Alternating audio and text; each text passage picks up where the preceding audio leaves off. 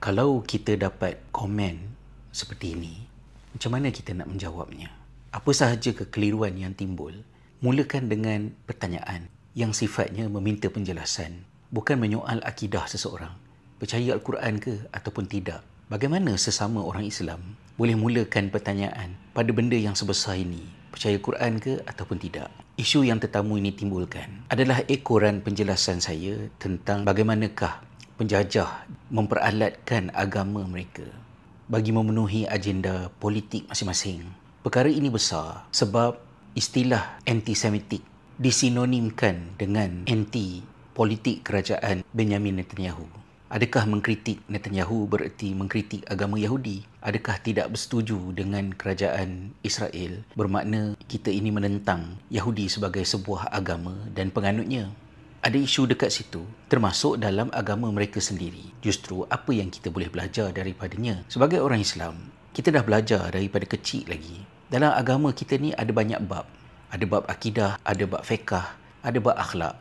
Kalau dalam Islam, semua benda satu sahaja, kenapa nak kena ada bab-bab tersebut? Bab-bab itu penting kerana bila satu benda duduk dalam bab tertentu, peraturannya lain, implikasinya lain. Misalnya, bab memilih pemimpin. Adakah ia bab akidah ataupun dia adalah bab fiqh? Kalau kita kata bab memilih pemimpin ialah bab akidah, ruang untuk berbeza pendapat jadi susah. Apa hukum memilih seorang pemimpin beragama Islam ataupun bukan Islam di kampung, di daerah, di negeri, di negara atau dalam sebuah kerajaan yang kita kenal sebagai khilafah? Samakah semua peringkat tersebut? Dan kerana bab memilih pemimpin diletakkan di bawah akidah, ia menjadi latar belakang mengapa dalam disiplin kelompok Syiah hal ini menjadi besar dan mempersoalkan keimaman seorang imam menjadi hal yang boleh menyebabkan seorang itu dianggap masih dalam agamanya ataupun tidak. Kalau bab memilih pemimpin diletakkan di bawah fiqh, maka kita nak kena tanya pula, fiqh yang mana? Fiqh ibadah ke? Fiqh munakahat ke?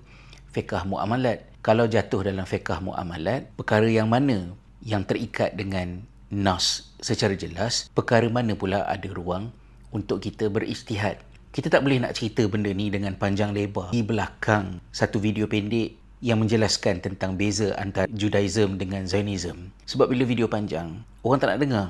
Oleh demikian, bila kita tengok satu video dan kita terkejut dengan satu perkongsian yang kita tak biasa dengar, sebelum kita nak mengamuk, sebelum kita nak menyoal akidah seseorang, kita tengok komen-komen yang lain. Kalau ada orang yang faham dan ramai orang yang faham, kita yang tak faham, jangan kita terus menganggap kita ni special sebab orang lain semua bodoh, kita seorang yang pandai, sebab itu kita nampak orang yang bercakap ni salah dan kita kena menentangnya. Tanya dulu, kalau semua orang faham, aku tak faham, apa yang tak kenanya? Berhenti sekejap, fikir, dan kalau masih ada pertanyaan, tanya dengan baik.